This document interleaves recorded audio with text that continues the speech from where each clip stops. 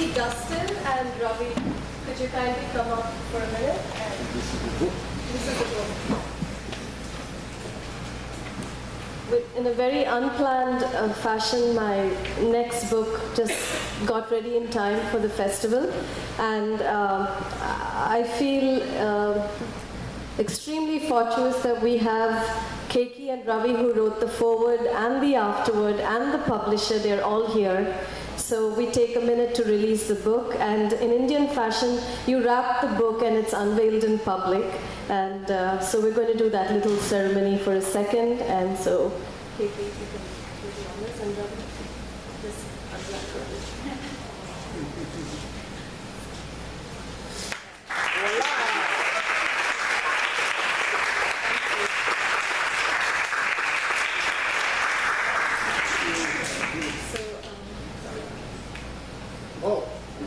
I will just say, as we all know, Usha is remarkable and she's thrown all of this together. But if you haven't read her work, she's an extraordinary poet. She's traveled around the world. And when she asked me to look at the book, I was immediately moved to write something. And so I wrote a little afterward, which I hope does the book justice. And I think what's really special about the collection is that it really dives into this kind of, I'm going to be talking about Bhakti poetry later, but there's this kind of spiritual thread that ties together all of her voyages from around the world. And she's able to kind of infuse every location. I think in my afterward I mentioned that she makes a little a deli in Austin seem as exotic as a spice market in Istanbul. You know, she has this special quality of allowing perceptions, fresh perceptions to reveal themselves. And I think it's a really special book. It has photographs, prose, poetry, and it kind of circumnavigates the entire world. And so I hope all of you buy it. I'm really proud of you, Usha.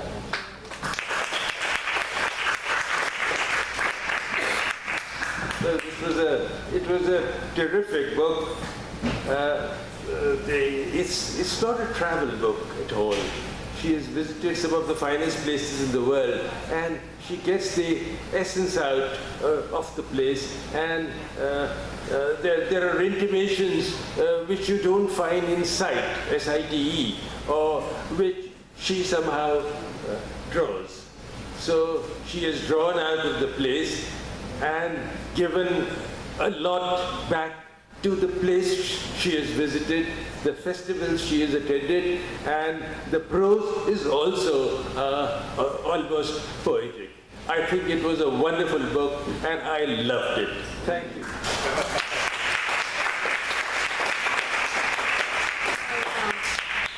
You know, this book came into the world because there was a publisher who accepted it.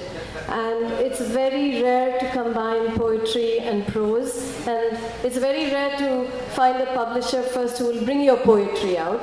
So this remarkable young man from Houston who's interacted with everyone in 2 days, and he's been proclaimed an angel by everyone. He's the sweetest heart, and I feel so fortunate that he agreed with the photographs, the poetry, the prose, and he brought it out. So I'm very, very grateful to him, very. So Dustin Pickering, Transcendent Zero Press. Thank you, and thank Usha as well for bringing me out here and getting this organized. A very wonderful experience so far, meeting with other poets. I believe in a cross between poetry as ecstasy and as engagement. We've talked about this throughout this event.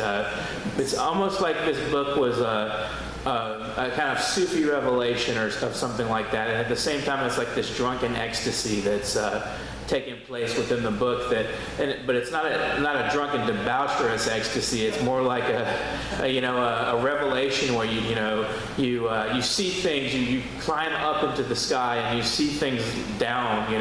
And you realize that there's even one particular phrase she uses where there's something to the effect of, even in times of war, in times of grave injustice, love does not die. And so that was one of the key things I noticed about her work, was that it brought together a spiritual sense, even in the worst and most devastated places and times, and she still was able to see the hope and the love within the community and within the people, as the whole world is a sort of community. And it's a very humanistic journey, and that's why I particularly published this book. But thank you, Usha, for being such a wonderful poet, and thanks for having me out here. Thank you all.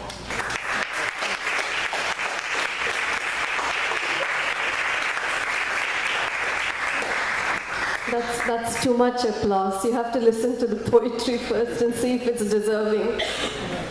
All right. I think I'm obliged in some sense to read a love poem. And this is, what did you call it? Two birds with a stone, someone, Anis. And this is a way of saying thank you to Rama too, who worked with her photographs and my poetry and spent a good many hours doing that. So she picked one poem which was inspired by Santorini, and those of you who've been there, it's a white city, and so Rama took that city and put my poem to it. So I want to begin with that to thank her work and to join the love poetry today. And it's called the Santorini Islands, the city in which I want to find my beloved. Santorini is the city I want to wake up in when I die. From a long journey in color to the relief of white, it is the city in which I want to find my beloved. In Santorini, my poems will rise like a seascape of white houses in which lovers will dwell. Their laughter will flourish like wild bougainvillea. In Santorini, I know that dreams are the real. I will knock their doors, enter to see walls are white pages filled with the ink of my soul. In Santorini, reality comes undone like blue water running along the houses of our dreams. In Santorini, I will walk backward in time through houses of white till I stop where we met. In the midst of these islands in the Aegean, pressing down on water like paper weights, find me here, here I dwell. In Santorini, find me again.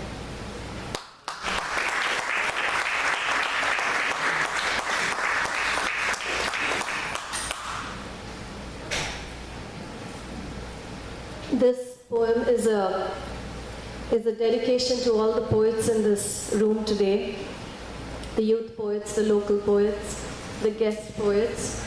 I was in Macedonia last year, exactly around this time, and a wonderful music festival happens on a bridge. And this bridge is over this river Drim, and about 10,000 people come to hear the poets. And it's the most transcendental experience. You're standing on a bridge with poets from around the world, and under your feet there's a river running. And there are a few references to this poem. When the reading began, we heard the call to prayer, the Muslim call to prayer. That's one reference here. And another reference is to the modern art museum. You know, when you go to Europe, there's this continuing refrain of a mosque becoming a church being a mosque into church. And you will find this happening throughout Europe. And right in the heart center, there is an old mosque which has been transformed into a modern art museum.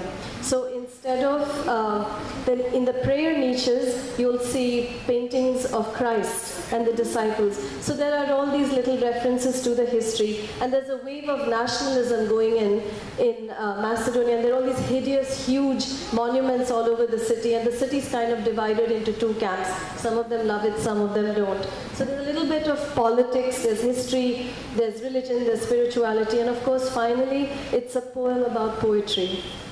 And I want to read this to all these wonderful poets here. The dark glass of night shatters. Will the call to prayer listen to poetry tonight? The river's wine flows. There are homeless poets fragile on the bridge tonight. From a pen slips a river. People's shadows in the water are stone-like and grave-high. Night stresses not. A poet spreads out his cloak on the banks by the bridge in the night.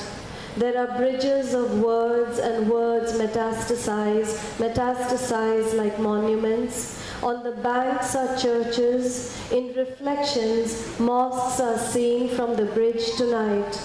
Pale stain of veins of saints and battered brickwork, mountains rise like serrated hearts. Two dark breasts rise from the earth. In the cavity within, Jesus is dining in Mecca tonight. Who is selling and who is buying in the bazaar? One sells his heart, one his desire. Who is going, who is coming? Ride winged steeds of poems to reach Jerusalem tonight. Hushed air, the poet passes through a monk's cell, small as an eye. Poetry is silenced. The bridge is lands yearning for the river. Everything swells high on the bridge tonight. All is plausible on the scroll of the bridge. A city rewrites her story. Alexander rides high. Poetry is humble on the square. Poets know the ghazal is never finished on the bridge tonight.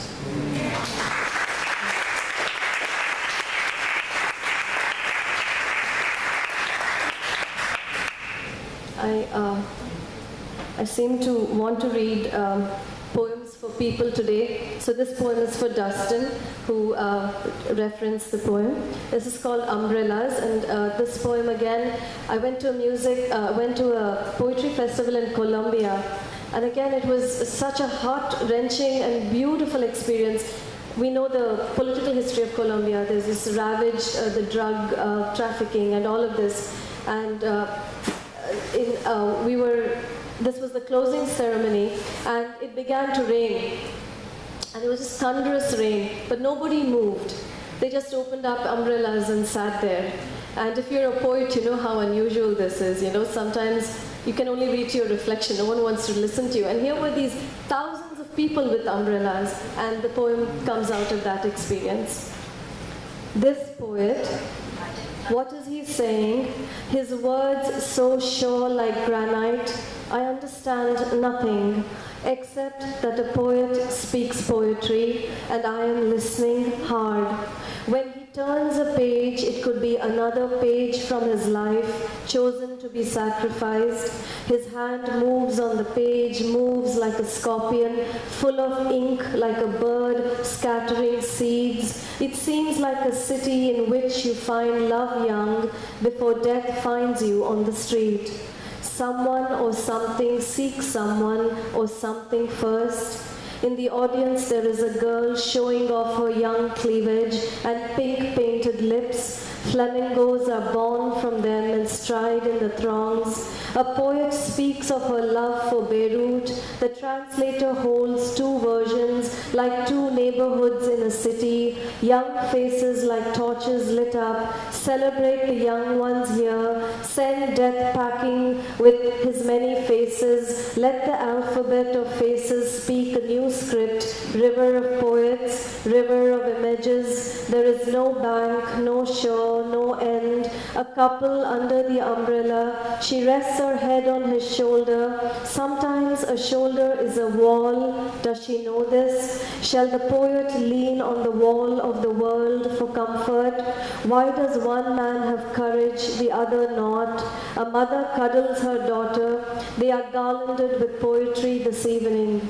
The Lebanese poet says, "Today my life is mine." A child creeps from poet to poet on the stage, his face a round moon bobbing on clouds. The rain comes down savagely, umbrellas open like sunflowers in the dark. The dark is like a silent bat, torch fires vanish like dreams into the unconscious. The people stay under the umbrellas. The people come, keep coming, from the stairs, from the earth, from the sky, as if they are beamed down. The rain pours, the people do not move. You are the poems, says one poet. They go wild. The rain brings a river from the sky, and a river of people, and a river of poets, and a river of faces. And poetry does not die this evening, as love does not die in hate, as peace does not die in war.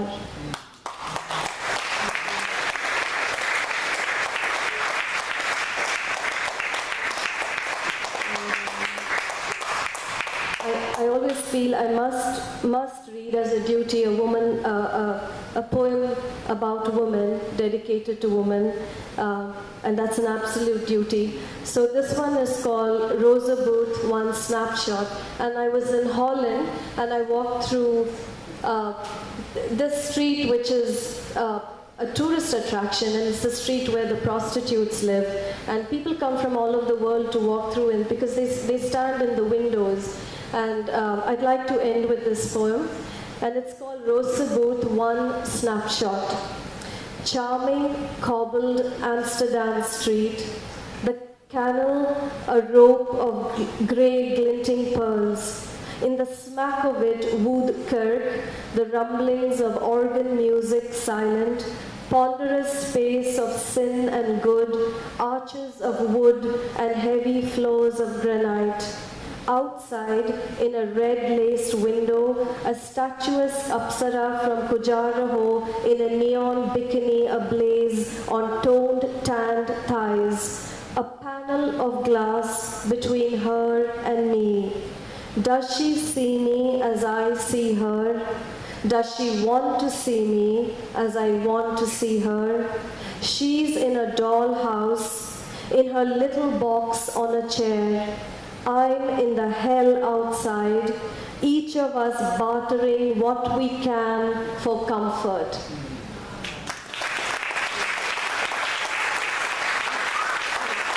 And there are posters. Will we break for lunch? Will you bring us